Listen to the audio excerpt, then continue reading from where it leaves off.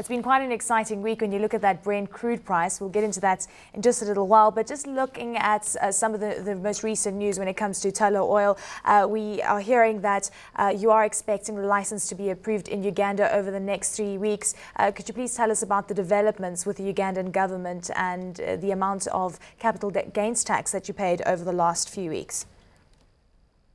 Yeah, well, we've been working with the government over the last few months to help to sort out exactly what the capital gains tax and what the taxation position is in relation to Uganda. As you know, this is a start-up of a new oil industry, and taxation hasn't really been involved here in the past. So it's important to get it right, and so we've been taking time working with the government over the last few months to make sure that the tax system is in place properly. There is taxes due, and we need to make sure that that's done properly, and we're very close to resolving the issue. Do you expect that it's going to be resolved in the next 3 weeks? Yeah, it should be. Basically, the tax issue arose because of the fact that we acquired the interest of Heritage Oil and Gas, and Heritage made a substantial profit. And it's the amount of tax that Heritage Oil and Gas will be paying. It's not a Tullow tax issue, it's Heritage Oil and Gas. And then once that deal is completed, we will then be bringing in new partners, Total and CNOOC, to help us develop that whole basin. And we will then be paying tax on that transaction. So we expect it, in the next 2 to 3 weeks. Well, how much tax are you expecting to pay all in all? We've heard news that you paid $1.5 billion in July. $404 million was still in dispute, and of course that is what we're talking about at this point in time. And you're talking about capital gain tax when it comes to CNOOC and Total as well. So what is the total amount of capital gains tax paid to the Ugandan government? Well, there's two issues. We paid Heritage $1.35 billion to buy out their interests in two of the blocks, Blocks 1 and Blocks 3A. And there is capital gains tax due on that. And within the tax system in Uganda, what you do is Heritage had to pay 30% deposit to the Ugandan Revenue Authority, and that was paid $120 million, I believe. And then the balance, which is the disputed amount between Heritage and the government, is $283 million. And that was put in an escrow account, waiting for the final amount to be agreed. So that's one issue. And once that issue has been resolved and the Ugandan government are happy that they have their tax paid, then we move on to the second transaction. And that's the transaction where we then sell down part of the overall interest to Total and CNOOC. And we're currently negotiating with the government as to what that tax is. There is tax due on it, there's absolutely no doubt about that.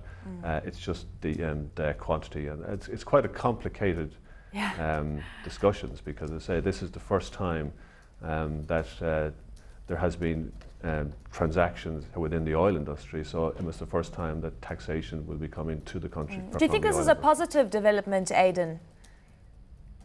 Pardon? Do you think this is a positive development, the fact that that exploration companies, oil companies, will have to start paying taxes to government? Oh no, absolutely. I think the taxes are due on everything, and we all pay taxes.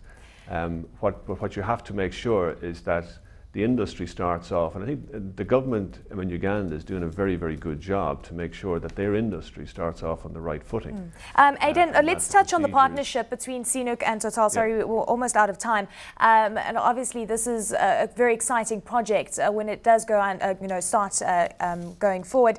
First oil production expected in the first quarter of 2012. You're sitting at reserves around 2.5 billion barrels. Very exciting stuff that could happen. Do you think that everything is on track at this point in time? Yes, I do. I think, as Total said at the conference here today in their presentation, that the combination of Total, CNOOC and Tullow was the dream team for developing oil in Africa. And, we have been working very closely with the government and putting together a major development plan to develop the oil, both for a refinery in Uganda, but also to export the excess oil to the Indian Ocean. So yeah, it should be on track, and it's a tremendous project. Very interesting, the development with the DRC. It seems that the government has approached Tullow once again, and that was after a presidential decree stripped Tullow of its rights in June for various blocks. Your view on that, and how do you think this is going to play out? Well, I think the oil industry has been working very hard over the last 20 years to clean up its image and to make sure that all the oil companies have, when they take blocks and when they operate in areas, have proper technical people, proper experience, very transparent. And what was disappointing with the DRC was that the blocks were taken from us and given to companies who have no oil experience, no financial records, and nobody knows who they were. And these companies would have been working in an area which is environmentally very sensitive and a very complicated area. So, it's important that the outside world see that things is done properly as well.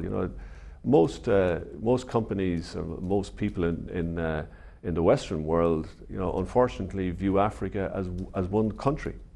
And when something goes wrong in one area, they look at Africa as having a major problem. And it is important that these things are got right. It's important that the message is there, that the sanctity of contracts, that people working in the oil industry have proper experience. We've all seen what's happened in the Gulf of Mexico, where a super major has got involved in having problems, and they had all the expertise and all the people that they needed to do a job properly. So it is an important part, and it is important to clean up the whole oil industry, but also to clean up the way that governments work with oil companies. Definitely, Aiden. I agree with you on that. Quickly looking at the oil price, we're sitting at $87 a barrel. Very quickly, where do you see it going into 2011? I think the oil price, the demand has certainly picked up over the last few months, and if you look at most forecasters now, they're saying that oil demand will be ahead of what people have forecast. So, $90 oil is certainly on the cards. $90, is that where you're pegging it? Fantastic. No, I actually believe it'll go higher. I think the oil price will go up next year to $100 again.